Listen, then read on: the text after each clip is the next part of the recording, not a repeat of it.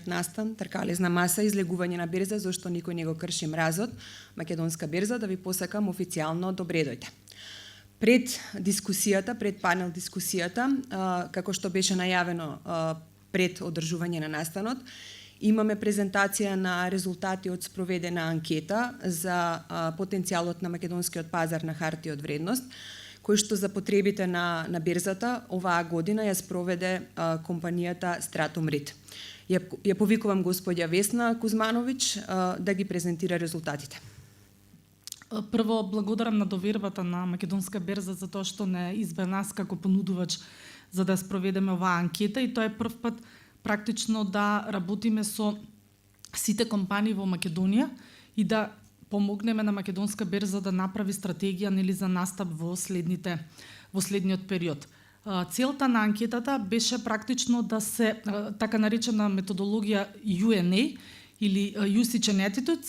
Практично тоа е методологија во која што се истражуваат перцепциите на целната група, навиките на користење, односно во моментов кога ја спроведувавме анкетата според стандардизираниот прашалник, беа поставувани прашања во однос на тоа како компаниите гледаат на пазарот на капитал и како го гледаат местото и улогата на Македонска берза. И она што беше најинтересно беше колку од компаниите во Македонија ги користат инструментите на пазарот на капитал, и она што е клучно заради тоа што резултатите не водеа во таа насока, да ги откриеме и бариерите зошто одредени инструменти не се користат. За да не замарам многу со методологијата, ќе кажам само дека примерокот е репрезентативен, избран е од компаниите со различна големина, значи микро, мали, средни компании, секако и големи компании, односно акционерски друштва, од различни региони на Македонија согласно примерокот, како се дистрибуирани компаниите, и од сите индустрии.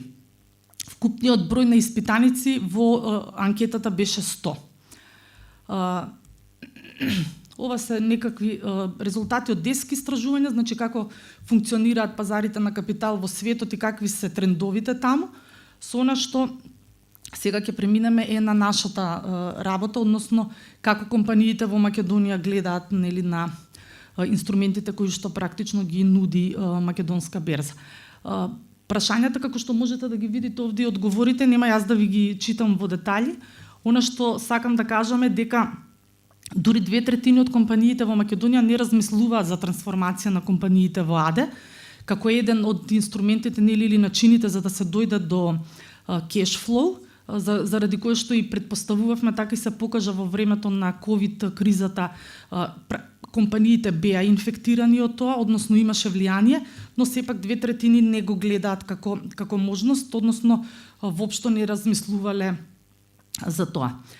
Причини поради кои што не се одлучуваат, односно не го гледаат тоа како опција, е дека тие немаат потребна, односно од истражувањето се покажува дека најголемиот дел од менаџментот, како собственичката структура на компаниите во Македонија, сакаат контролата да ја држат во своји раце и не се подготвени да дадат некој да им влезе во компанијата за да можат да влијаат на одлуките кои што се носат и секако на посебно да влијаат за стратегијата за настап на тие компании на пазарот.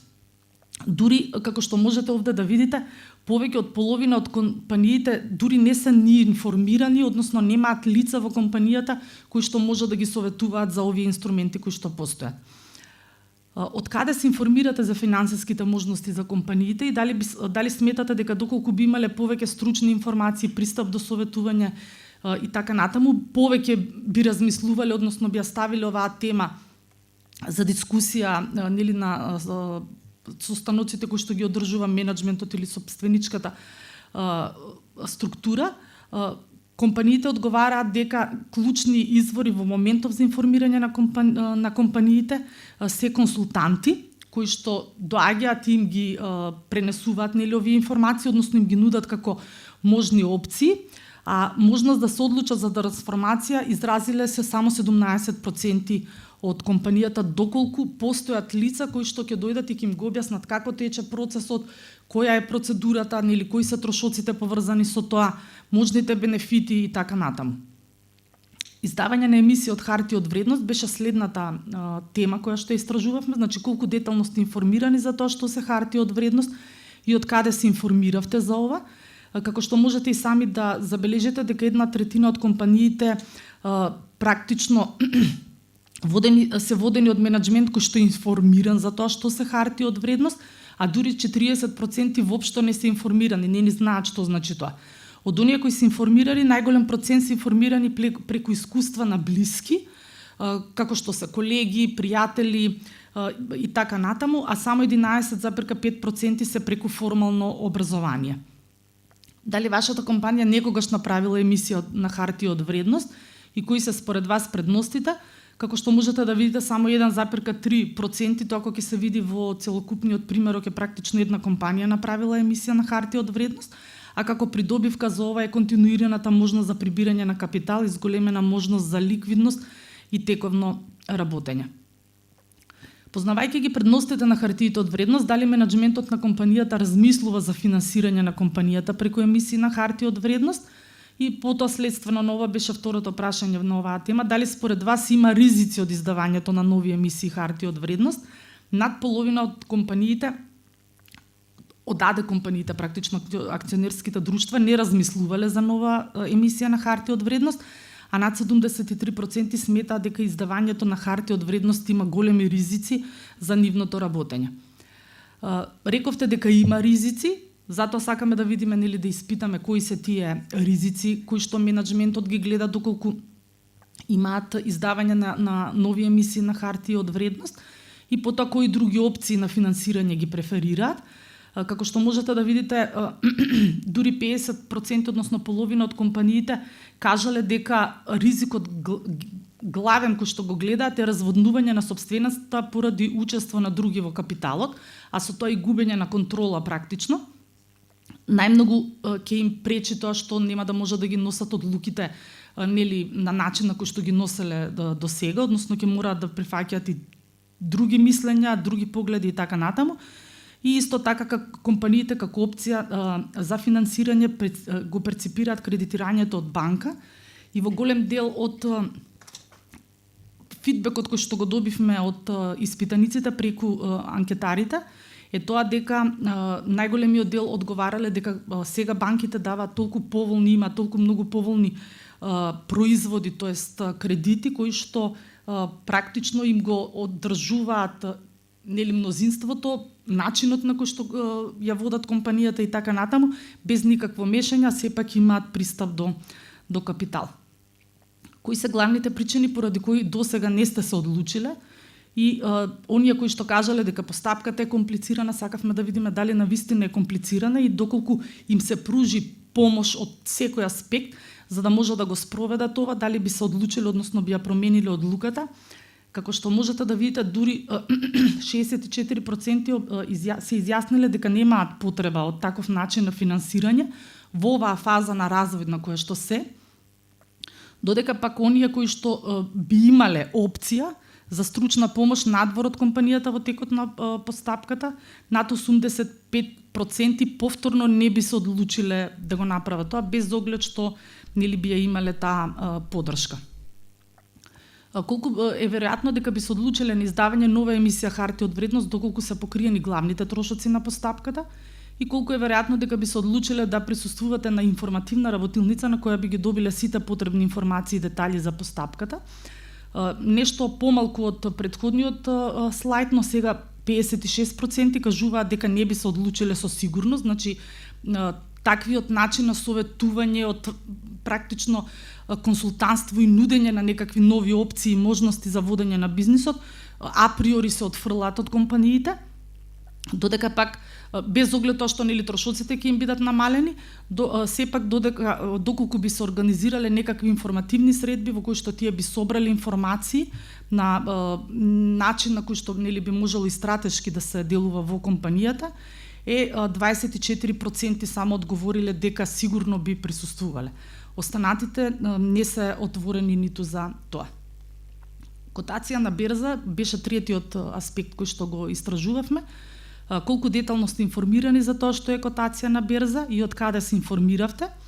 Како што можете да видите, на слайдовите за емисија на хартија од вредност, како и за котација на берза, над 2/3 од компаниите се со лимитирана информираност и највлијателен извор се блиските кои што имале искуство и деловните соработници. Тука можеме само да потврдиме тоа што и странците кога ќе дојдат во Македонија го перципираат дека најбитните сделки всушност се случуваат на деловните ручеци кои што траат неверојатно долго. Така да до сите пораката е тоа дека информациите се собираат на таквите собиранки, дека консултантите и посебно ваквите информативни средби за жал не ги отвараат видиците кои што би требало да ги користат компаниите. Дали менеджментот на компанијата размислува за котација на берза и кои информации ги зема менеджментот на вашата компанија во предвид при донесување на одлука за котација на берза? Нешто повеќе од половина од компаниите не размислуваат за котација на берза, околу 16% пак изјавиле дека дискутирале веќе за тоа, но кога носат одлука за котација на берза, главно се водат од недостатоците на котација на берза, значи како инструмент, а само 8,1% се водат од можностите за раст кои ги нуди. Значи, кога вагаат и кога се носат одлуките, не се гледаат бенефитите, туку многу повеќе е менеджментот и собственичката структура во компаниите засекирано тоа што тие го перципираат како ризик, односно како недостаток, а тоа е, како што кажав предходно, губење на контрола во раководењето на компанијата. Кои се препреки според вас за да котирате на берза и дали доколку постои стручна помош во текот на целата постапка би се одлучиле? Околу 60% не гледаат никаква предност во котизација на берза во развојната фаза во која што се. 16% препрека им се трошоците во однос на бенефитите кои што ги носи, а 12% одговориле дека немаат доволен капацитет во компанијата. Доколку им се понуди стручна помош, 3% би се одлучиле, додека 53% априори ја одбиваат оваа опција како можност и воопшто не сакат, односно сигурни се дека не би го испочитувале тоа. Доколку е веројатно, дали би се одлучиле да присуствувате на информативна работилница на која би ги добиле сите потребни информации и детали за постапката. Повторно тука е малку поразиграно, но сепак се покажува дека интересот за информативни работилници кои што ги пружа македонска берза е значајно повисок отколку подготвеноста да се користат истите тие инструменти. Ова покажува на потенцијал за користење на ваков тип работилници како средство за едукација и предсоциализација. Веројатно луѓето имаат потреба, поготово менеджментот, да разменува информации на такви настани, со тоа што без оглед што априори некои одбиваат, сепак ова може да биде добра можност за да се промени нивниот став, односно мислењето во однос на овие инструменти. Како дознавате за новите понуди за финансирање? Повторно, податокот е оној кој што и претходно го кажав, дека најголем дел од испитаниците се информираат преку пријатели, познаници, преку нивните искуства кои што тие ги споделуваат, потоа се интернет страниците и специализирани консултанти. Она што ни беше исто така интересно и го истраживме беше имиџот на македонска берза како еден од факторите на пазарот на капитал. Дали знаете што е македонска берза? Како што можете да видите, 38% смета дека тоа е државна институција која го организира пазарот на хартии. 32% смета дека е приватна компанија која го организира секундарниот пазар, а дури 30%, односно 29,6% воопшто и не знаат која е функцијата и што прави македонска берза. Она што е најпозитивниот податок од целото истражување е тоа дека македонска берза е преципирана како институција која што е високо професионална, која што е сериозна, помага на компаниите да дојдат до свеж капитал, има добра соработка со финансиските институции во државата и така натаму. Значи, имиџот е одличен на македонска берза и таа всушност треба да биде двигател кој што ќе ја промени ситуацијата, односно ќе влијае на компаниите да го сменат пристапот, односно менеджментот во компаниите. Тоа е тоа што јас имав да ви го презентирам. Доколку има некакви прашања, можете дополнително да ни ги доставите, ќе ви бидат одговорени. И уште една напомена, целото истражување ќе биде аплодирано на веб страницата на Македонска берза, така да овие податоци можете да ги користите и понатаму. Ви благодарам. Добро утро на сите. Во име на берзата и во моје лично име ви благодарам што дојдовте на денешната тркалезна маса и ме радува навистина, да, ме радува големиот интерес. Оваа дебата ќе биде исто така и снимена, има и онлайн стриминг преку новинската агенција МИА, но ќе после аплодираме не само презентацијата, туку целата дебата на социјалните мрежи, на сајтот на берзата и така натаму. После оваа пандемиска пауза од јавни настапи во наша организација, како берза се враќаме. Може би забележувате, со засилено темпо имавме неодамна берзанска конференција, еве оваа тркалезна маса и најавувам во декември ќе имаме исто така еден настан за доделување на новите годишни награди на Македонска берза. Да предеме полека на темата, но пред да предам на темата, сега нели некој од присутните кога доаѓаше имаќе предвид локацијата, праша нели малку на шега каков филм ќе гледаме. Мојот одговор беше сериозна драма со хепи енд, така да се надевам дека ќе трнеме во тој правец и на вистина. Од презентацијата која ја направи агенцијата Стратум, ни се потврди на сите нас што сме нели на пазарот, она што интуитивно и искуствено со години го знаеме. Познавањето на компаниите за можностите што ги нуди пазарот на хартија од вредност за финансирање се уште за жал на доста ниско ниво. Тоа покажува во кој правец треба да се продолжи се работи и така натаму и така натаму. Немањето на познавање од страна на компаниите фактички доведува до ситуација да не може да се создаде потреба за излегување на берза и финансирање преку пазарот, затоа што кога нешто не знаете или не го разбирате, не може да го посакате. Плюс или згора на тоа постојат, и за тоа сме свесни, низа објективни, но и ирационални дилеми и стравувања. Излегувањето на берза или IPO, иницијална јавна понуда, и во Македонија и во регионот, како што е познато, е дежурна тема, и за неа се зборува од кога се формираа берзите пред 25 до 30 години. Некој ќе рече, оваа тема е зборена, зошто пак? Ние од пазарот ќе речеме, ова е сепак тема на темите.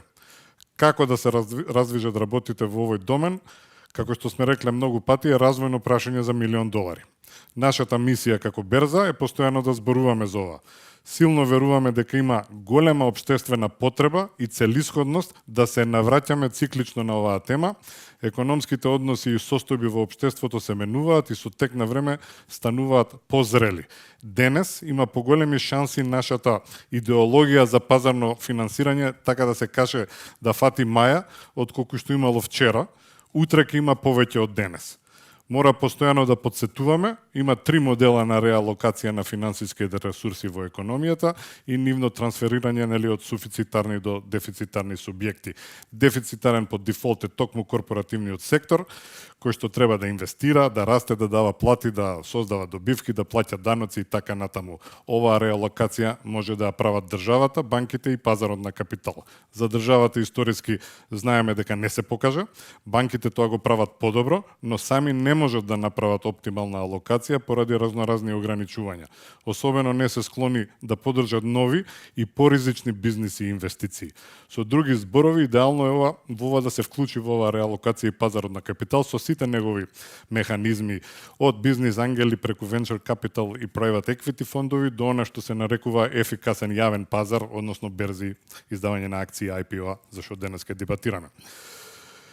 Сите регионални берзи со децении имаат мака оваа матрица да започне непречено да функционира. Никаде нема перманентен образец, субјектите, компаниите да излегуваат од време на време на берзата и да прибираат капитал. Дополнително актуелнава криза покажа дека насегаде фирмите со поголем капитал и резерви се многу поотпорни и подолговечни. Мала дигресија на темата, но секако поврзано, најавените први општински обврзници се одличен преседан, дека може и поинаку, дека може и пазарно финансирање. Сега, секако со нетрпение, го чекаме првиот корпоративен јунак, што во Македонија пазарно ќе прибере капитал. Денес за сето ова ќе дебатираме со нашите компетентни гости, зошто никој не го крши мразот и не излегува на берза. Може ли тоа да се промени или имаме уште многу фурни леп да изедеме и вакви дебати да организираме. Почитувани дами и господа, наши денешни панелисти, како што е најавено на оваа тема се Душан Пецовски, повелете, генерален директор на Реплек АД Скопје, Горан Антевски, генерален менеджер на Раде Конџар ТЕП Доел Скопје, Горан Георгиевски, основач и управител на специјален продукт Доел Скопје и Нина Ангеловска, директор за меѓународен развој Ананас e-commerce.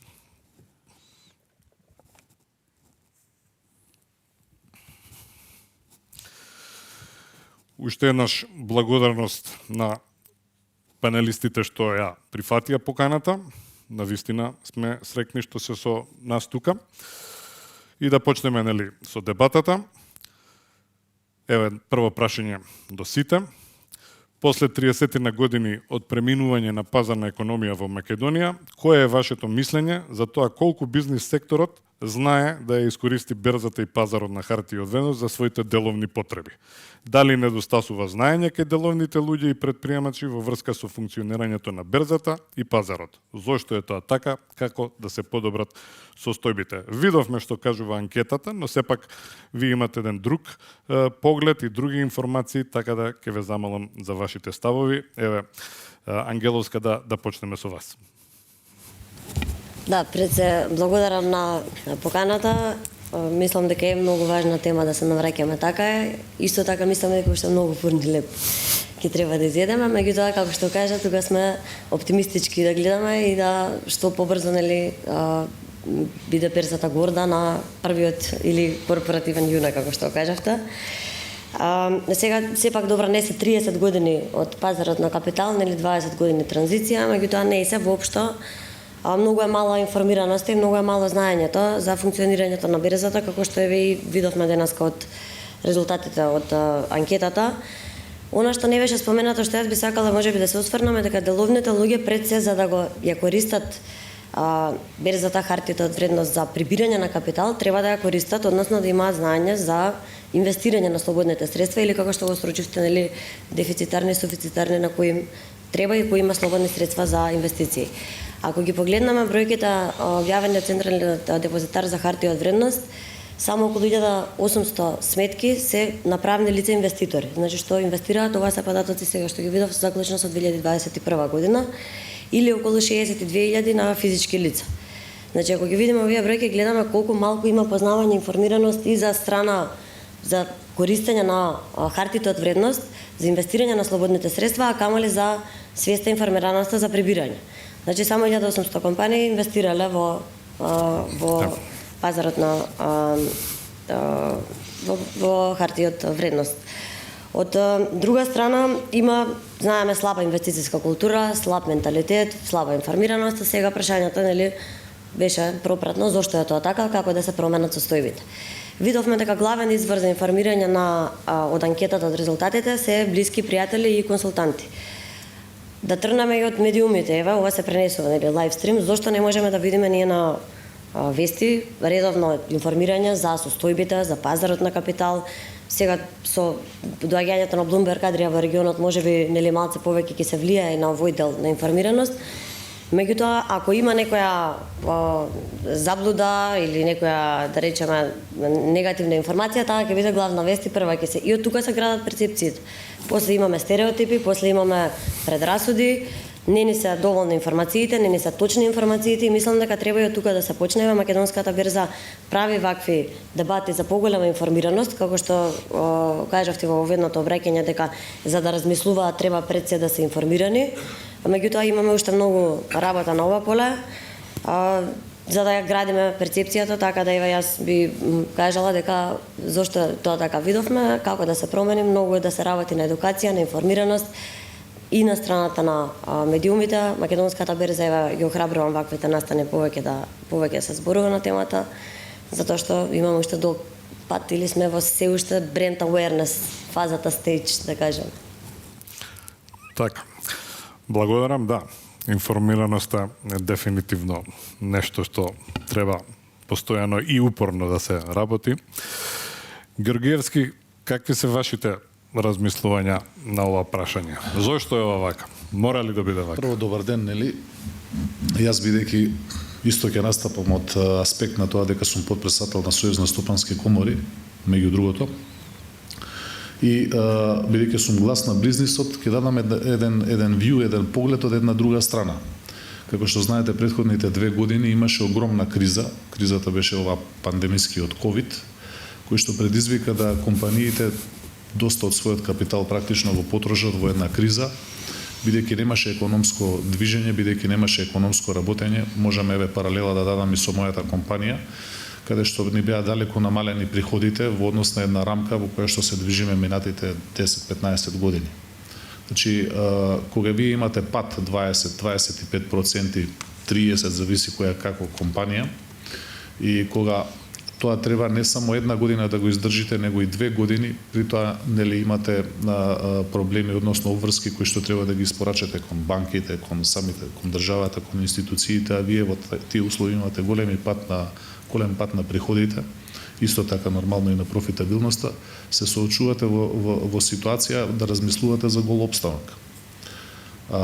Сето тоа предизвикува да воопшто не помислувате на некои работи како што се акции, како што се ИПО, односно како што е Initial Public Offer, издавање на акции на даден број на компании кои што би можеле да бидат рангирани за да издаваат акции. Така да, следствено на тоа, продолжуваме со кризата која што е сега актуелна, енергетска криза, која што се преточува во економска криза, во финансиска криза, каде што моментално број еден актуелно прашање е ликвидноста на самите компании. Ова го говорам од аспект на тоа дека имаме големо влијание, голем притисок од членовите на Сојуз на стопански комори, каде што се врши голем притисок, нели, односно се констатира дека има голем дефицит на финансии кои што се потребни за функционирање на самите компании. Така да, сума сумарум, кога ќе ја погледнете големата слика и самата ситуација, се уште сите овие фактори ќе влијаат на тоа да нема интерес да компаниите се движат во овие процеси кои што претходно ги разговаравме и кои што сега ги констатираше и господицата Нина, се извинувам. Сакам да кажам дека секоја нормална компанија во некои нормални времиња, каде што има квалитетни приходи, каде што има добра профитабилност, мислам дека секој нормален човек и разумен човек, рационален човек ќе биде свесен за придобивките и за сето ова, за издавањето на акции, не само тргување и купување на акции, него секој кој што има компанија и кој што може да си дозволи во координација со Комисијата за хартија од вредност да направи ИПО и да абсорбира свеж капитал, свежи финансии кои што многу ќе му значат во понатамошниот раст и развој. Тоа значи дека можеби сега не е вистинскиот моментум, меѓутоа во некој иден период што следува по закрепнување, односно по завршување на оваа криза, сигурен сум дека многу компании да речеме од Сојуз на стопански комори ќе бидат вољни, ќе бидат заинтересирани многу да влезат во овие процеси и нормално да ги добијат сите тие придобивки кои што се докажани во западните земји и во високо развиените општества. Сума сумарум би сакал да кажам дека ова е многу позитивна работа, односно потребно е да се влијае на компаниите, потребно е да се подигне свесноста за сето ова. Можеби не е сега тајмингот, можеби не е сега времето, меѓутоа сметам дека е од исклучително значење многу повеќе да се работи преку коморите, преку други институции, можни на други начини, каде што ќе се подигне свесноста за издавање на акции. Добро, благодарам. Ке ве држиме за збор кога ќе помине кризата. Патем, информација и до присутните и, нели, како што рековме, ова ќе оди пошироко во етерот. Ние, Македонска берза и Сојуз на стопански комори, сме во некоја иницијална фаза, некоја размислување, некоја наша иницијатива да направиме некаков, не знам како точно ќе го наречеме, али условно некој берзанско-коморски клуб, каде што токму и ова што Весна го кажа, начинот на информирање да ги споиме она што по менталитет ни е блиско, неформално дружење со некои едукацијски моменти, тие некои при-листинг програми, така да се надевам дека и тука нешто ќе направиме набрзо заедно. Да, јас би сакал само уште неколку збора. Инаку сметам дека вистинска адресата Сојузот на стопански комори, бидејќи таму членуваат микро, мали и средни компании кои што се кои што пред кризата веќе се движеа во една силна позитивна насока, во насока на тоа микро да станат мали компании, малите да станат средни. Така. Значи тоа е вистинската адреса каде што треба да се влијае според мене. Тој ви го кажав и во директна Да, се согласуваме и така. Господин Антевски, вие сте и во другата комора, сте и во акционерско друштво, во органи на управување, сте и во групација некоја која исто имала допири со акционерство, а имате, нели, и искуство лично долгогодишно. Вашите ставови за ова, зошто е ова вака кај нас со акционерството, со IPO и така натаму? Па, најпрво ќе се надоврзам на информациите што ги даде господица Ангеловска, дека само 62.000 физички лица се акционери или вложуваат во берза, што е искрено многу фрапантна, ниска бројка. Мислам дека не се запознаени луѓето што е акционерство и што може да добијат во однос на тоа да ги вложуваат своите финансиски средства во недвижнини или во банкарски сметки. Мислам дека е подобар начин да си го приходат својот капитал. Да, ние сме во, јас, иако доаѓам од Доел, мој собственик на фирмата е Раде Кончар Сервис, која е пак компанија, која е део, имаме големо искуство и во акционерството, така да доаѓам од сите страни со познавања некакви, што затоа можам да кажам дека по мене законските регулативи и легислативи се тие што се проблематични во државата, не се до крај транспарентни фирмите и тоа е еден начин кој ги одбива луѓето да ги инвестираат своите финансиски средства. Се надевам дека во иднина ќе се вратат дел од тие закони кои едно време беа малце подобри, сега се разслоени, да може да се, како да кажем, да се натераат компаниите да бидат потранспарентни. Вие имате компании кои се во првите 10, кои се стварно транспарентни, ги објавуваат сите своји податоци, сето тоа е многу коректно, но имате и многу акционерски друштва и компании кои не транспарентно работат, што е една ставка која ги одбива луѓето да инвестираат. И јас би рекол дека таму треба да се најде некоја од тие можности да се подобрат, а секако самите компании се тие што треба да со своето транспарентно работење ќе привлечат уште повеќе капитал, а секако и раст на акциите. Затоа што ние како компанија, јас лично не инвестираме доста на берзата, ние сакаме секојаш капитал да не расте. Тоа е нашата заложба. Се надевам дека сето тоа во иднина ќе се промени. Благодарам, да. Вие акцент ставате и на страната на побарувачката, што е дефинитивно многу битно за пазарот, но сепак Пецовски не ве оставив случајно вака последен во оваа прва рунда, затоа што мислам дека, имајќи предвид колку што знам, долго време бевте надвор од Македонија и сега влеговте така на голема врата во акционерскиот сектор и единствен сте представник на акционерско друштво фактички. Како вие после овие неколку години овде го цените ова како состојба? Зошто очигледно се уште малку се знае за акционерството? Какви се вашите размислувања? Така, најнапред благодарам за поканата, поздрав до гледачите, гостите и моите соговорници. Да не биде нескромно, ќе си дозволам да коментирам период за кој што можеби не сум најрелевантен, сум бил помлад тогаш, меѓутоа мојот впечаток или моето мислење е дека пазарната економија или плурализмот некако не затекна како општество и мислам дека не бевме доволно спремни за тоа. Она што недостасува е, мислам дека култура на инвестирање, навика на инвестирање. Ако гледате главно луѓето, најпопуларни се недвижностите или депозитите.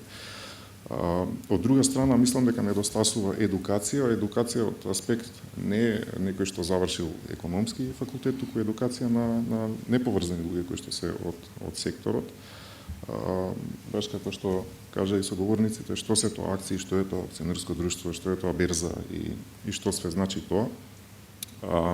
И би дополнил тука дека и понудата која што има за потенцијалните инвеститори не е на она ниво на кое што би требала да биде. Не сакам да кажам тука дека нема добри компании, има одлични компании во Македонија, меѓутоа понуда од аспект вие за да одите на IPO или да правите емисија на акции, треба и нешто да понудите.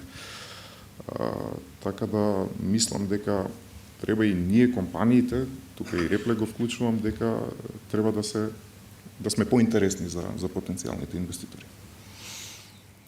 Така, благодарам. Последниве два одговори, така, нежно, но директно ја отвараат и страната на побарувачката, но јас ке пробам дебатава да водам пред се на фокус кон страната на понудата, пошто тука е работата нели она јајцето или кокошката, дали треба да имаме побарувачка за да има понуди и така надаму. Ние конкретно од берзата мислиме дека проблемот со тек на време полека се префрла на страната на понудата, пошто побарувачка има доволно, имаме веќе и некаков фонд на институционални инвеститори, а овие ритейл инвеститори секогаш се некои следбеници, но може да дебатираме за тоа. Страната на понудата компаниите, видовме во анкетата, разни пондери зашто се нејки, од што се стравува. Сега прашање до паналистите. Кои се перцепциите за предностите според вас главни, а кои за недостатоците на издавањето на акции, но пред се од низ призма на компаниите? Дали овие перцепции позитивни и негативни се темелат на реална проценка или има заблуди и непотребни стравувања? Георгиевски сега може, ако се согласувате од вас, да почнеме. Се извинувам. Па вака, јас гледајќи го и самото испитување, нели тука кое што е направено од Стратон, чинам дека беше така агенцијата, ние гледаме дека практично тоа многу се сведува на непознавање на придобивките кои што се од самото издавање на акции, понатамошните соодветни следствено на тоа приноси и така натака, се што е позитивно во однос на тоа.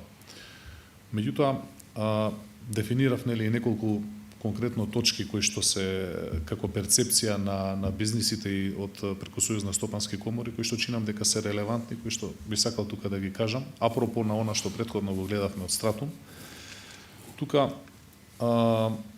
една од главните и вистина што одговара на нашиот менталитет е неволноста од пренос на собственост и мешање во оперативните работи. Еве како една забелешка, нели, која што така антиципираат членовите, нели, на коморите, што според мене е погрешно, бидејќи и во дадениот стадиум во мојата компанија веќе конкретно имам тим кој што целосно скоро ги работи и работите, јас се трудам да бидам минимално присутен таму, за да тимот си ја заврши својата работа. Значи, делегирани се обврските и тоа делегирање помага да квалитетно се одвиваат задачите, а воедно јас, нели, уште повеќе да придонесам од друга страна во развој на бизнисот.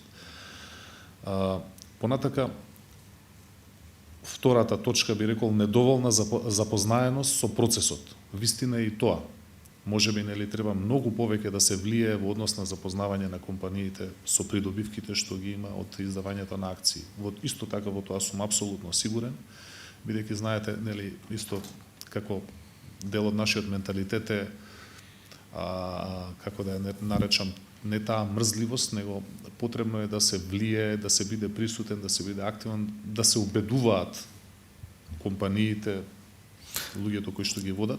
Дали ако имаме успешна приказна, тоа многу ќе влие. Дали ако некоја фирма направи супер успешно нешто, тоа ќе влие. Па добар ви изразот, нели, кршење на мразот, практично. Да. Треба еден мразокршач, кој што би бил на нуклеарна енергија, еве малце технички да се изразам. И откако ќе се скрши тој мраз, и неколку компании првобитно кои што ќе почнат, мислам дека тоа ќе се развива во позитивна насока. Меѓутоа, повторно од есенцијално значење е моментумот на големата криза која што е сега и, нели, во дадена ваква криза сите компании се малку затворени во однос на овие процеси, посветени се на самите себе. Значи, тешки времиња се со еден збор да кажам. Така. Добро, Но благодарам. тоа не значи дека не треба да се влие то максимум, проактивен да се биде, да се организираат панели, состаноци и така натака. Да. Анте, За долги вечери, како што рече Ника, тоа би... да. Да, тоа е интересна Значи, констатација. одговорот кој од првиот наш соговорник во втората рунда прашање, колку што можам да сумираме, пред се сепак оној страф од разводнување на собственоста и недоволно познавање на работите. Антевски, истото или плюс уште нешто? Ама во следната рунда. Имаме уште Добро. прашање, да. Антевски, ова е само или уште нешто треба да се каже?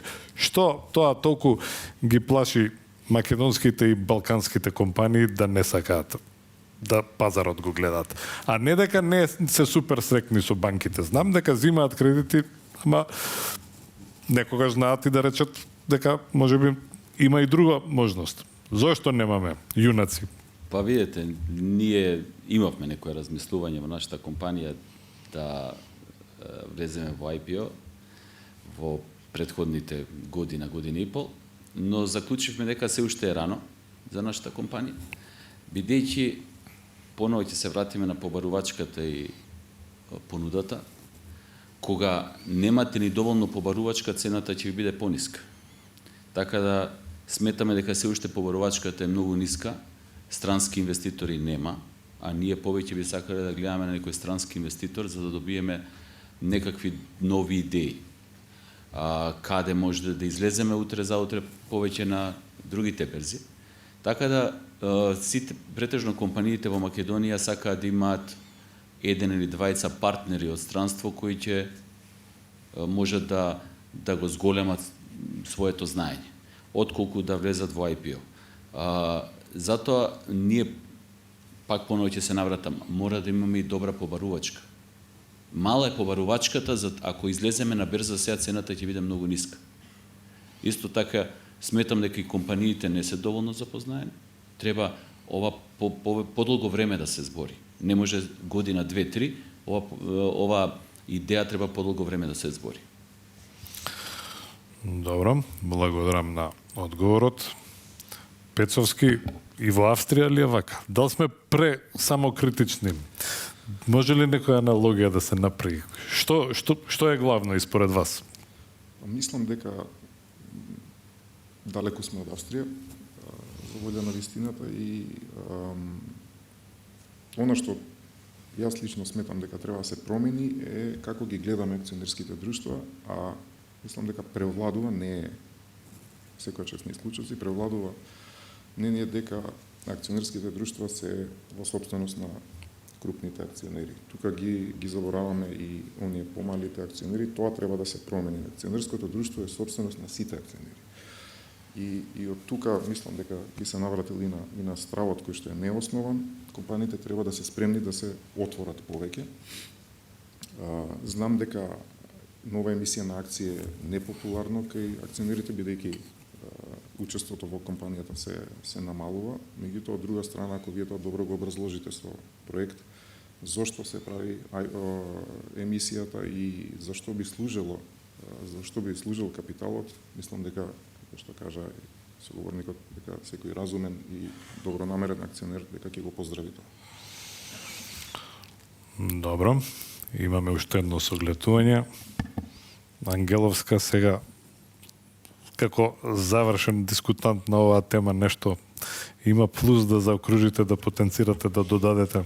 Па, има плюс, ке дополнам со искуство од личен пример на темата на стереотипи, меѓутоа мислам дека е малце тешко да зборуваме за реални потреби и перцепции кога гледаме дека не е ниска свеста, менталитетот за инвестицијската култура генерално, дека беше споменато и резултатите од анкетата за заблуди, дали има, нели прашавте на почеток, дали има стереотипи.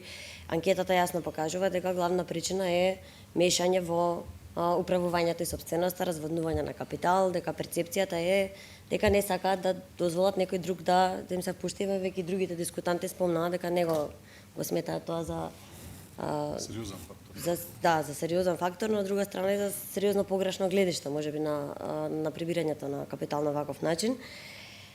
Исто така мислам дека интересен податок барем за мене беше дека дури 30% од податоците покажуваат дека се многу информирани, а од друга страна никој не е волен да и не размислувал за тоа или да размислувале, после тоа нели не продолжуваат. И тука покрај тоа што имавте во прашањата дали доволно знаат за предностите и недостатоците и за постапките, мислам дека може би една од причините е или од многу знаење, пошто знаат што ги чека, знаат што процедури, известувања, нови обврски, одговорности ги чекаат, или од многу знаење не излегуваат, или од многу незнаење. Од ич знаење. Од ич незнаење, да. Така да сега тука е, како што кажавте, нели, на страната на понудата и побарувачката треба да има и квалитетна понуда. Се согласувам дека можеби има капитал за инвестирање ако има добра понуда. Е сега тука е па друго, дали има добра понуда на волку мал пазар. Треба компанијата да има сериозно добар проект. Треба пред се за да се размислува за IPO многу поголеми износи на средства, па можеби затоа тука ќе зборуваме во подоцна и за другите начини кои што не ги видовме на графиците, или кредитирање 70% е нели како главен извор. Нигде не видовме angel investors, crowdfunding, equity funding, значи тоа него не размислуваат, а од друга страна 30% викаат многу информирани дека се за пазарот на капитал. Така да сега тука е малце нели дискутабилно на што све треба да се работи, затоа што нормалниот тек на странските компании што ги гледаме е seed funding, round A, round B, па после се размислува за IPO. И има стварно успешни примери од регионов кои што сериозно ги поминале тие 3 рунди и размислуваат за излегување меѓутоа на странски берзи, ако веќе се многу големи растечки компании. Да се надоврзам само со личниот пример за кој што почнав пред да завршам. Еве за стереотипите ова говори, нели имав прилика да изведам еден успешна продажба на фирмата, на Групер. После 10 години работење, растење, нели воведување постојано иновации, некако природниот тек беше да биде дел од мултинационална компанија која што ќе може да ја пружи поинтернационален раст или експанзија и нели тоа е генерално сон на секој стартап ако го размислува дека еве тоа што го изградил да го види уште поголем раст и да доживее еден успешен екзит, да кажеме. За стереотипите и познавањето и информираноста зборува тоа дека 90% од мојот, ајде да кажем, ако не е 90, скоро 90% од пријателите во околина, луѓе, познанства имаа перцепција леле, зошто ја продавав ти сега? Не ви одеше?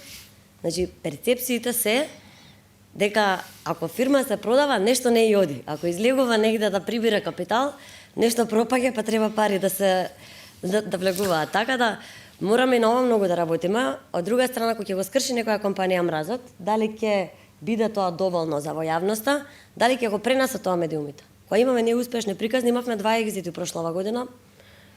Многу од луѓето не слушнале до ден денес за тоа. Значи, сакам да кажам дека не се ги зборуваме добрите работи, не едуцираме доволно, а кога имаме нешто што ќе крира стереотипи заблуда, први сме е главна вест.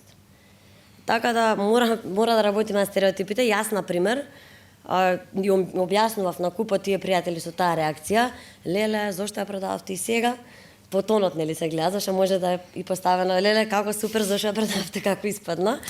Им објаснував дека кој е текот, дека е тоа нормално, дека е тоа успех, ние го сметаме, така да ако ние сме на тоа дереже дека ние треба да објасниме дека е успех за една компанија да стане дел од голема групација и да направи екзит, тогаш може да замислите каде сме со перцепциите и кои се стереотипите. Ја морам да понудам меѓу решение. Може и котација, па да не се продаде цела, па да остане така двете. И така, но секако се согласувам, тоа е тој пат, нели, сит капитал, па фондови и така натаму. Иако, на крај може ќе поразговарам за тоа, во некои држави во регионот има некои процеси каде што почнуваат и тие охрабруваат, бидејќи мислам дека регионот се движи сепак во ист правец. Имам уште 2 рунди прашања за вас. Слични се, со тоа што едното ќе биде не за вашите компании, а другото ќе биде за вас и за вашите компании. И на трето прашање ќе ми дозволите веќе да не ве ословувам со презимиња, ќе одам и со имиња. Значи, дали во блиска иднина, имајќи го све ова, но сепак еве да пробаме да прогнозираме, блиска иднина, ајде да речеме, дали во наредниве 2 до 3 години, може да, до кај 5, конечно можеме да бидеме сведоци на некоја успешна корпоративна приказна за излегување на берза и симултално прибирање на капитал од јавноста. Дали за фирмата тоа е една од заблудите? Капитал може, ако се излезе со IPO, може капиталот да дое во фирмата за развој, но може да дојде и како впаричување на влогот на претходниот собственик, тоа е многу легитимно, може и некоја комбинација. Така да, ајде да видиме сега дали имаме оптимизам, не ова за вашите бизниси и компании, туку општо, дали ќе дочекаме нешто такво набрзо. Не знам, еве, Горан Георгиевски. Па, значи, јас сигурен сум во ова дека ќе се случи за X период. Обично нели велат дека после, да речеме, тмурни времења доаѓаат светли денови. Овие така наречени тмурни времења во однос на економско, енергетска, финансиската криза, мислам дека за известно време и ќе завршат. Во тој момент штом ќе завршат, тоа прочистување од компании практично на одреден начин, сега да не звучам, не знам како радикално, ќе останат компании кои што ќе излезат уште посилни од целата криза наназад. Сето тоа ќе значи дека тие дадени компании според мене уште посилно ќе се втурнат напред и ќе влезат во овие процеси кои што ќе значат понатамошен нивни развој. Многу едноставно е според мене и легитимно вие да абсорбирате финанси од надвор и да ги вбризгате во вашиот бизнис, да ги вбризгате на начин да понатака се развива компанијата, нели, да техничко-технолошките процеси се забрзаат, да брендот зајакнува, практично секој собственик од еден аспект кој го гледа неговиот бизнис, гледа едно чедо пред себе, едно дете, кое што расте пред неговите очи. И нормално дека секој би се израдувал и би се тргнал на страна доколку се обезбеди уште подобар тим кој што ќе работи со сето тоа, односно доколку се обезбедат финансии кои што ќе помогнат уште посилно да се развива во иднина. Добро, тоа е моје гледање, значи оптимистичен одговор од Горан Георгиевски, иако тоа значи да се малку нашалам, помалку фурни леп, а вас бизнисот ви е производство на леп за нас. Повеќе буре. Така. Горан Антевски, што е прогнозата? Па, јас сум секако размислувањето за IPO е одлично и сум поддржувач на таа идеја, наискрено, затоа што сакам сите напред да се движиме. И се надевам дека набрзо ќе се најде начин и можност некоја компанија да излезе на берзата, да побара такво нешто, да влезе свеж капитал во таа компанија, но треба секој од тие компании бара некаква прекретница, некакво менување на дали на раководството, дали на некој проект. Значи, морате да имате вие зошто и како излегувате и прибирате свеж капитал. Не се согласувам да влезе, да излезе некој во собственичката структура, повеќе размислувам на IPO на развојот на компаниите. И затоа се надевам дека во иднина ќе се најдат проекти кои ќе бидат интересни. Се уште гледам дека компаниите преку банките, преку кредитите многу полесно го решаваат тоа, побрзо доаѓаат до тие средства, затоа што IPO секако трае подолго време додека се подготви теренот, додека се направат тие можности. Така да се надевам дека набрзо ќе биде, но не очекувам искрено 2-3 години дека ќе има таква можност. Наискрен да бидам, треба стварно добра компанија која ќе се појави, но не зборам за компаниите што се во IT секторот, зборам повеќе за производните компании како што сме ние три овдека. Мислам дека е малце потешко сето тоа да се изведе во овие можности сега и со, како што каже и Горан, со падот на берзите, светските берзи, мислам дека е малце потешка таа работа, но секогаш сме позитивни, дај Боже да биде нешто и побрзо, но се надевам дека после 2 до 3 години веќе и ние компаниите ќе сватиме дека имаме поволности од сето тоа. Нина, вашата прогноза, ќе биде ли брзо или нема да биде? Па не знам сега кога ги гледаме податоците, малце непопуларно е да прогнозираме во многу оптимистична насока, ама јас се сметам за вечите оптимист, искрено. Мислам дека и викаат дека по дефиниција тие што пробуваат или пробувале да ги променат работите се оптимисти, па така да ајде да кажеме, мораме да завршиме и да држиме до на оптимистичка нота, меѓутоа треба да трнеме и од реалистичното сценарио каде сме.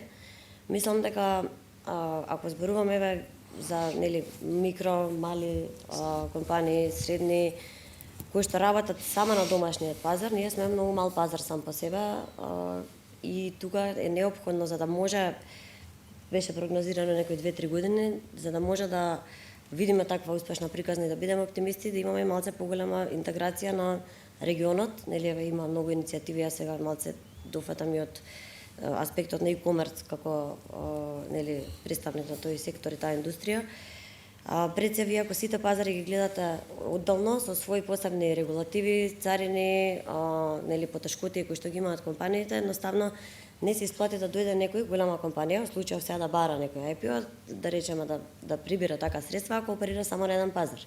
Едноставно не е исплатлива инвестицијата, освен ако не го гледате овој цел пазар како еден интегриран регионален пазар. А за да го гледаме како интегриран имаме уште многу пат до таму, значи уште многу усогласување на тој пат како што аспирираме сите на кај EU, како што е Digital Single Market, треба да имаме пред се free movement of goods and services на овој цел регион.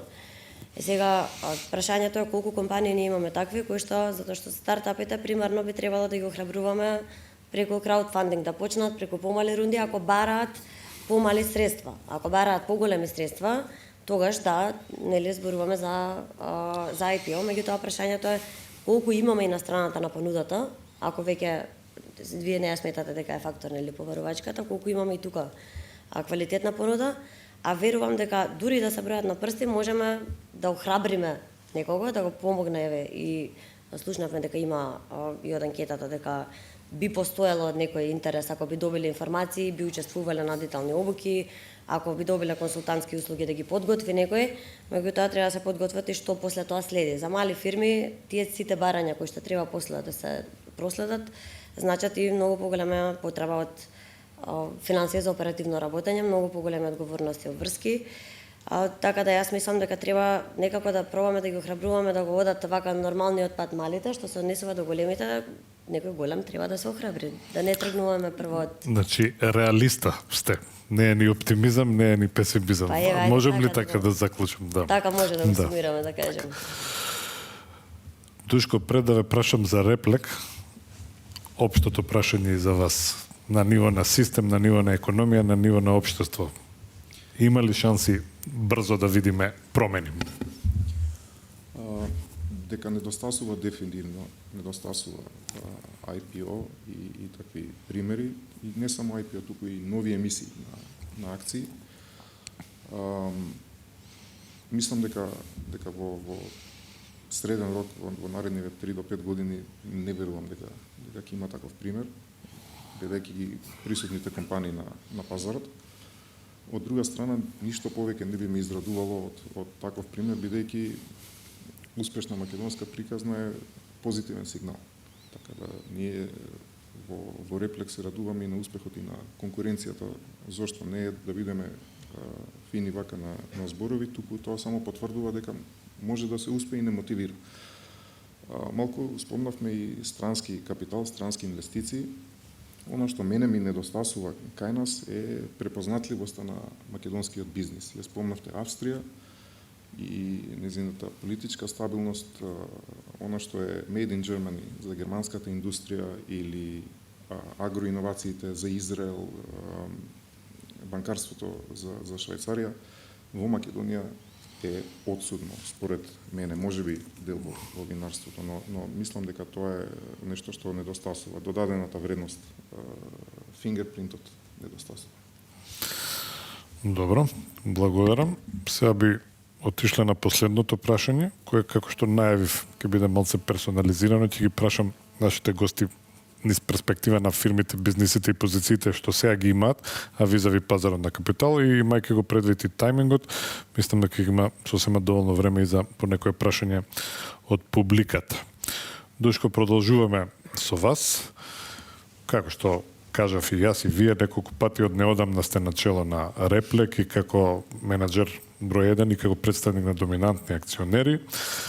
Овие промени во таа компанија, која е котирана компанија на берзата, беа за наши прилики доста интересни, имаше засилена берзанска динамика и после се ова како да се појавува некој нов Реплек, ја би рекол, имате ново лого и некои нови, да речеме, пиар и така натаму. Дали во светло на ова, во иднина на вашата компанија сега веќе конкретно, иднината ја поврзувате и со поактивно користење на берзата, може ли и сака ли Реплек да стане еден од блу чиповите на македонска берза?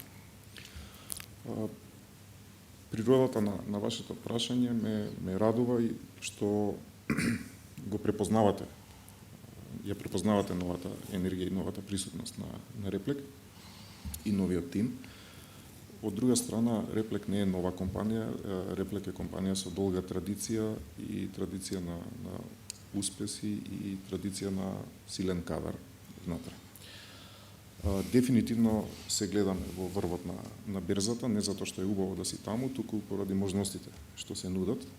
Со тоа, ние активно размислуваме во таа насака. Повторно ќе кажам, малку по средно до долгорочно, тоа нема да се случи веднаш или оваа година, но дел или темел на нашата нова стратегија се токму проекти кои што ќе бараат многу капитал, ќе бидат блокбастери сами по себе и мислам дека дефинитивно не алтернатива, туку на дополнување. Не зборуваме сега за замена на банки, ако ме прашате дали би оделе со нова емисија за финансирање на соларна електрана, не би отишле. Меѓутоа, ако треба да го финансираме развојот на новиот Вентор, дефинитивно би размислувале за нова емисија на акции. Добро, ве очекуваме. Тука сме, ќе даеме поддршка ако донесете таква деловна одлука. А инаку вака, регионалната слика со IPO е многу интересна. Например, Словенија, која ни е доста вака бенчмарк во сите овие економски активности, по моје сознание, вистинско IPO исто немала. Кај нив тоа што било во рамки на приватизација и така натаму.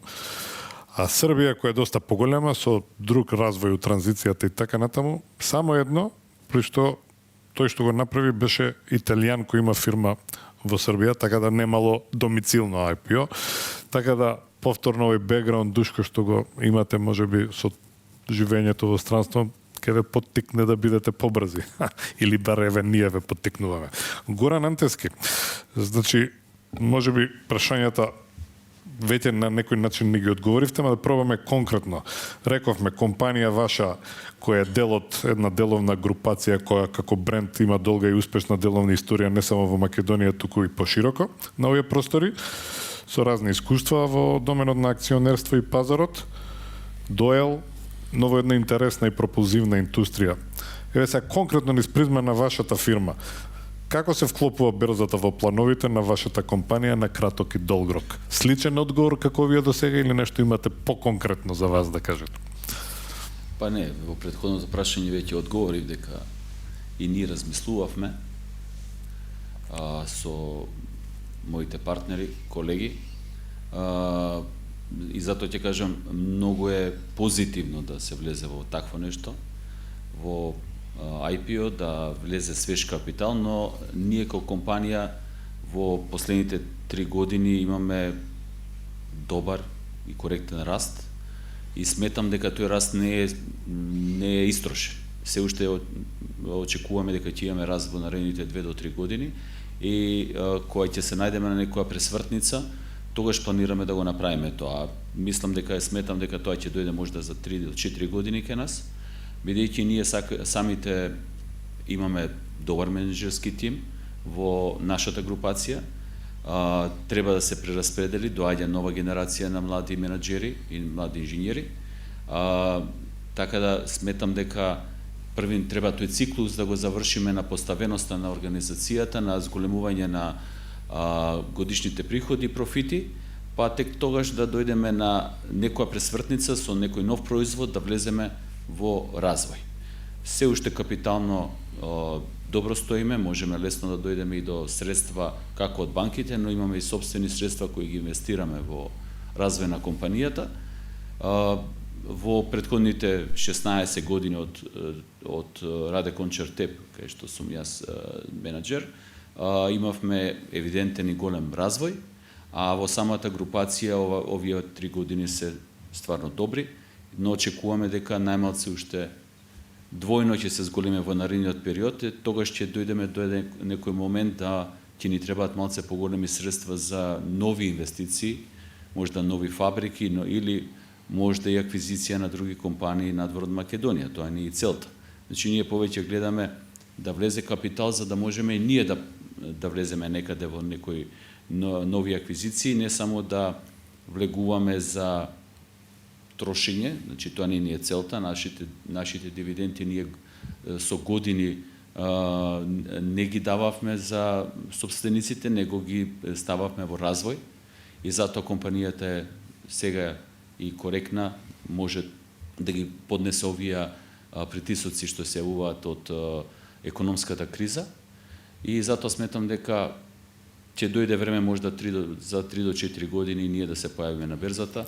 Сметам дека и сите мои колеги не се плашат тоа што некој нов ќе дојде во собствеништвото. Значи не го гледам тоа како негативно, го гледам како позитивно.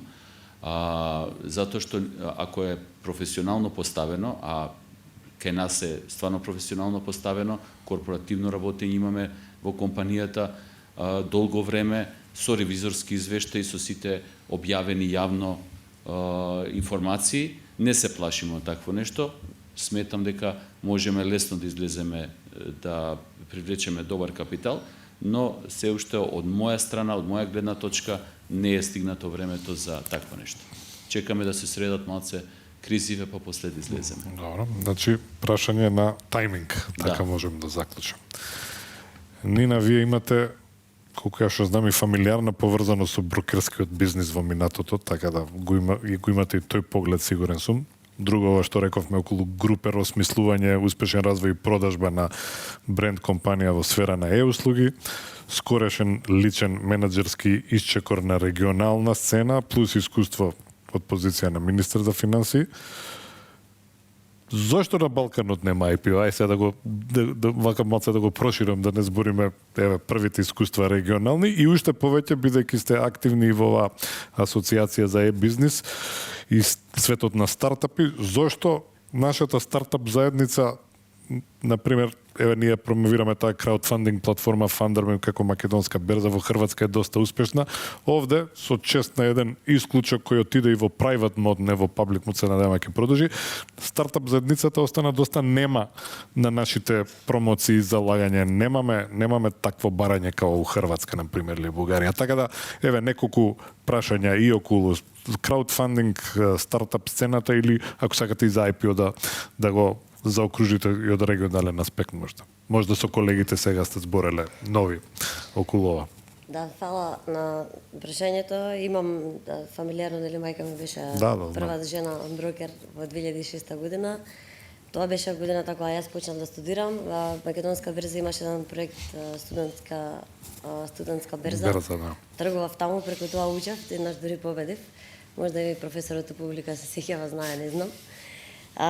И мислам дека беше одличен проект за да се учи од што се вика од помали нозе како функционира берзата.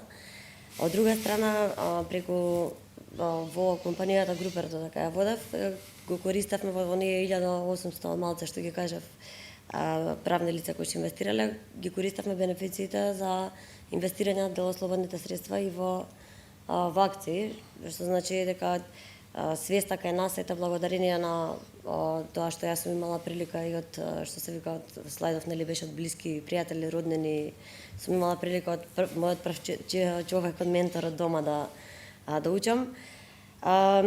Така да не е ни чудно, нели, зашто перцепциите кај мене се можеби поразлични од околината. Истото се однесува кога да се надоврзам на вториот дел од прашањето зашто нема IPO и зашто стартап сцената или компаниите не го користат или не размислуваат доволно или нели останале неми на Funderman како можност. Кај нас пред, ајде да кажем, нема ни декада од како почна и помалце од, да речем, последните 5 години поинтензивно почна да се зборува за equity funding, за краудфандинг, да се охрабруваат мали стартап компании или воопшто да почнат да размислуваат за користење на платформи како Kickstarter и останати за начин за прибирање на средства. И затоа би тргнала тука прво од тој дел, па после до IPO, пошто јас го гледам, ако имаме доста висока перцепција или развиеност кај младите предприемачи или стартапи како начин на прибирање на средства, equity fundingот или краудфандинг или VC или angel investors и ги поминат тие рунди, тогаш тие ќе имаат многу поголема веројатност ако растат да бидат поподобни и поподготвени за последната фаза на некој начин што би била IPO. Меѓутоа ете и тука не дека немаме успешни примери или не дека немаме да речам млади предприемачи кои што размислуваат на оваа тема, тоа се генерално најсветлите примери кои се бројат на рака во смисла на размислување и најголема подготвеност, обично кои што од надвор го прибрале знаењето, виделе како функционира пазарот во Америка, биле живееле таму, па сега се вратиле тука. Еве таков беше пример што го кажавте од италијанец вратен во Србија кој што направил IPO. Значи генерално и за некои така да кажам светли примери со кои што сум разговарала од регионот, се такви случаи кои што ги поминале трите рунди и сега стигаат до раунд B, например, за поголеми средства, меѓутоа размислуваат глобално и се присутни на или на повеќе пазари или пошироко. Ако треба да сумираме, мислам сепак дека тука сум доволно да речем оптимист дека се раздвижува мислењето, дека кај овие не стереотипни да речем повозрасни газди кои што имаат едно мислење, кај младите не мислам дека е проблем ова. Едно подпрашање. Доста лесно достапните грантови во тој свет на стартап заедницата, дали може би ги одолжија овие процеси да одат по овој природен пат што го рековте? Да, само да довршам со мислава и ќе се надоврзам на тоа, мислам дека е многу релевантно и добро прашањето. Значи, за разлика од тоа, кај младите стартапи го нема стравот дека ќе дадат дел од equity, ако влезе angel инвестор. И имаме, јас од стартап сцената, познавам доста кои што имаат инвеститори, дали се angel investors, дали преку VC фанд собрале средства одредени, така да тука мислам дека кај помладите нема толку таа бариера дека разводнување на капитал и туѓо мешање давање на удел. А што се однесува до дали грантовите ја разводниле или ја пролонгирале, може би и да и не, затоа што од една страна ако најтрадиционалниот начин на инвестирање на слободни средства слушнавме дека е депозити и недвижности, а кај фирмите кредитирање, тогаш мислам дека овој нов извор како што грантови над превари всушност ги охрабрува што повеќе компании без и млади предприемачи без ризик да се пробаат и да се пуштат. Всушност јас почнав така, победив на надпревар за бизнис план, добив некој мал грант и така тоа ме беше некој потик за да одма после дипломирање се пуштам и станам предприемач. Така да не мислам дека го одоговлекува, мислам дека напротив кај многу можеби го забрзува кои што го виделе одма светлото на денот, успеваат. Мислев во делов на ова екстерно финансирање, да, од тој. Па сега тука грантовите се обично по риск фри за почетоци, не се толку грантовите за да може да се одржат или ако фирмата покажува дека може многу да расте значи да речеме да го пролонгира тој процес. Напротив, со помали средства гледаат бива, не бива, ако бива се уште поподобни за побрзо да прибираат дополнителни средства и да растат, ако не бива, барем без ризик, небиднално се пробале подат во други, и тоа е дел од предприемачкиот пат, да се падне и да се знае како да се стане. Секако, да. И да се биде упорен, да не се откаже, меѓутоа и да знае човек кога треба да се откаже, кога нештото не функционира или не е за пазарот, можда нема доволно потреба, ајде да кажеме, на пазарот или не направиле доволно добра анализа и тоа е опција. Океј, да, инаку што го кажувате за генерацијските промени, ако можем да заклучам, постарата генерација не сакаше да продава ништо од сопственоста во фирмата без разлика на цена, а нашето искуство еве на линија на ова дека има отвореност за продажба на делови, како македонска берза во делов на краудфандинг платформата доста имавме комуникации со помлада, да речеме, предприемачка генерација. Тука немаме проблем со отуѓувањето, но имаме проблем по наше видување со преценувањето на моменталната валуација што ја имаат, но во тој дел дека се спремни се согласувам. За крај Горан Георгиевски, па да идеме на прашања и полека да заклучуваме. Специјал е препознатлив бренд во прехранбената индустрија. Дали берзата и пазарот на хартија се развојна опција конкретно за вас? И дали можеби, еве, ова е конкретно прашање, па да го искомбинирам, и дали за специјал, дали за било кој од Сојуз на стопански комори, некој тип на државна поддршка во овој дел излезна берза IPO, мислите дека ќе помогне и ќе направи таа прекретница, што ја викаше Горан Антески? Да. Видете вака, нели, како и другите компании, прехранбената индустрија, односно прехранбените бизниси доживеа тежок удар.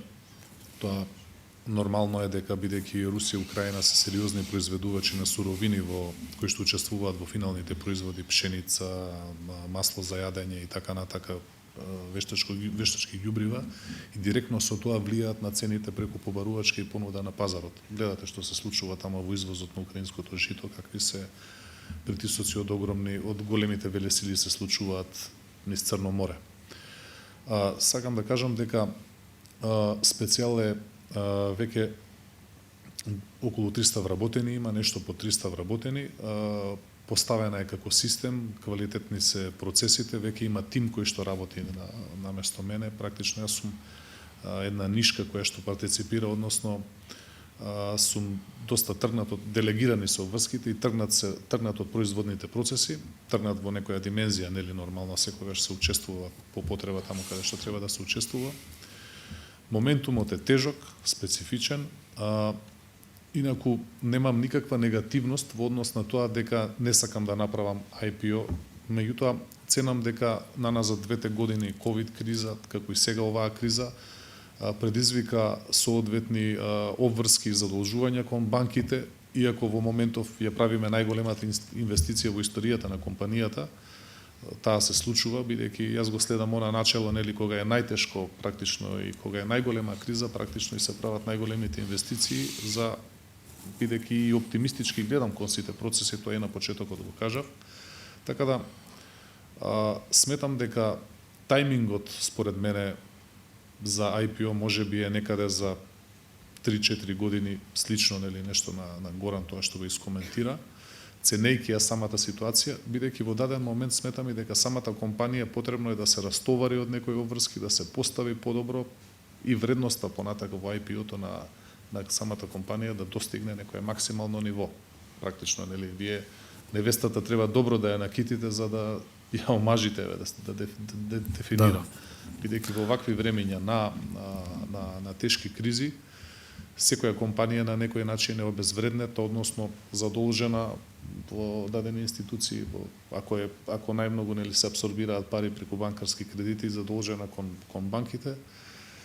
Така да, сума сумарум, кога ќе се земат повеќе параметри од еден аспект, кога повеќе параметри ќе видиме, сметам дека конкретно за нашата компанија, бидејќи овој пат се однесува, нели, не за членовите на Сојуз на стопански комори, за нашата компанија, дека практично не е сега тајмингот, а зрел би бил во едно соодветно време од неколку години од сега. Добро, благодарам. Значи, сакав реално, прагматично. И јас одма реално правам таймлайн, значи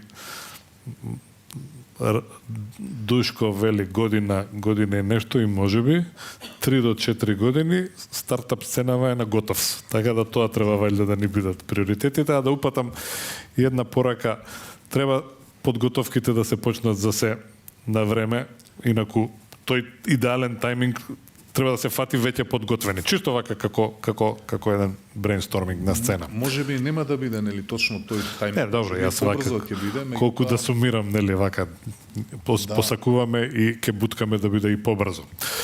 Добро, имаме време, доста бевме вака ги почитувавме тајминзите што ги договоривме во делот на дебатата, имаме сосема солидно време доколку има интерес за некакви прашања од публиката, така да повелете доколку има некој да сака да праша, да искоментира, нека да, повелете, само молам, од овде не се ни гледа. Да, ама и представете се, тоа сакав да кажем, да.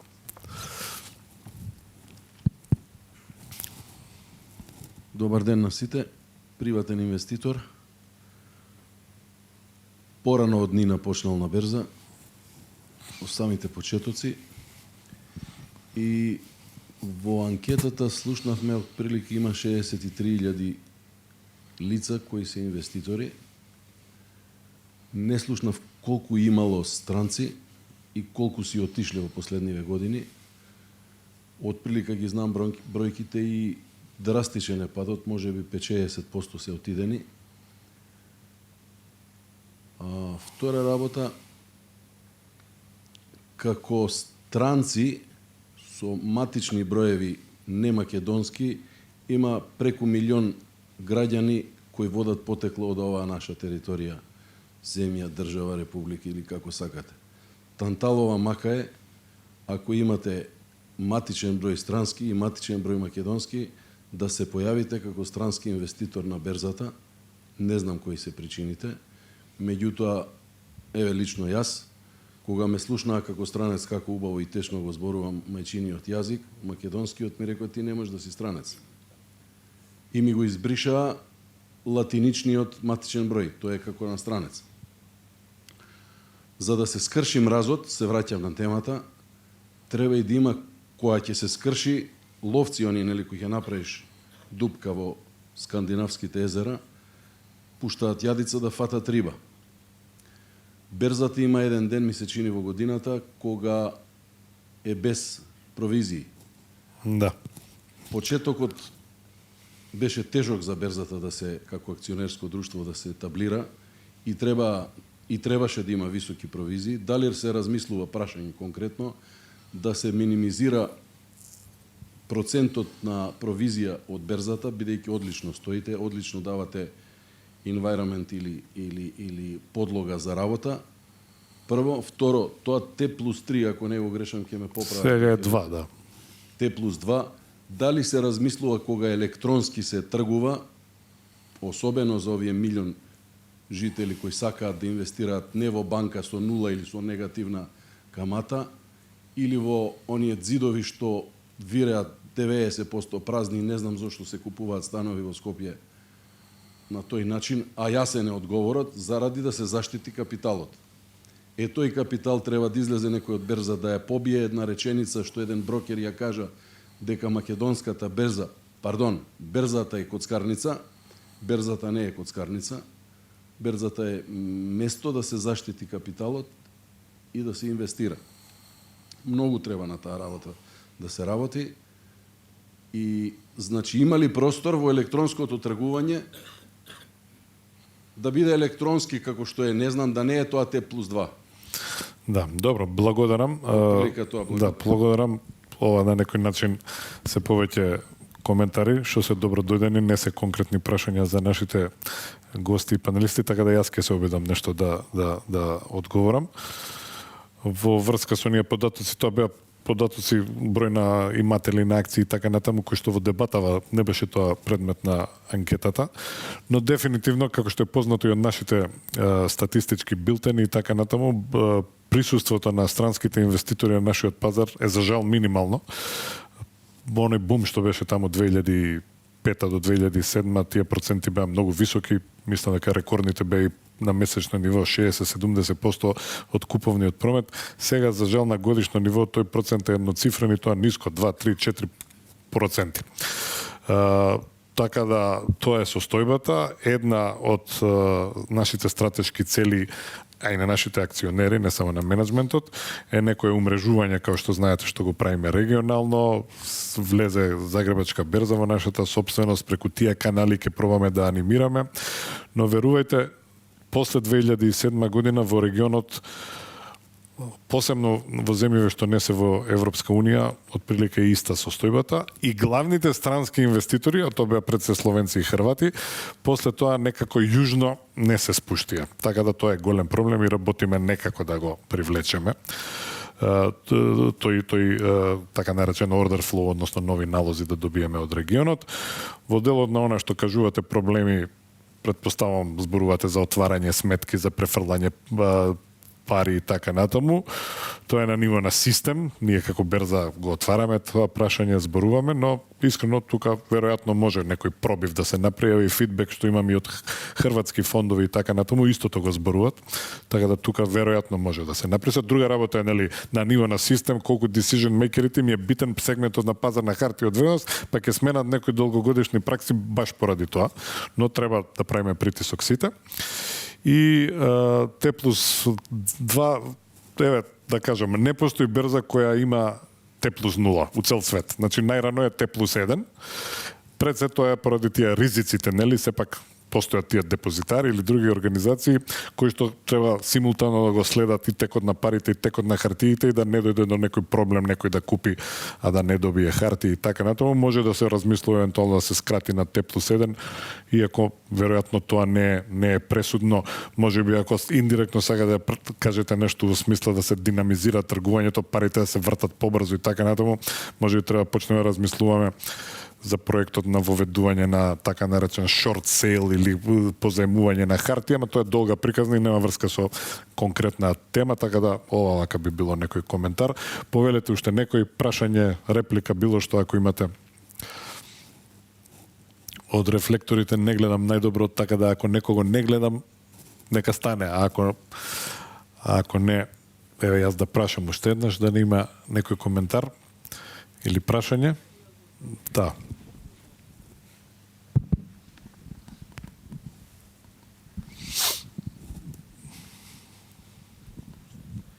Добар ден на сите. Јас сум Благој Митров. Сакам нешто да... Пред известно време сум го дискутирал тоа на одредено место, меѓутоа еви овде. Значи, за државата ја исклучуваме тука во сите во овие дискусии. Меѓутоа, една од идеите за, еве конкретно со пример, Чебрен и Галеште се дискутира долго време. И некако 20 години, 30, не знам од кога.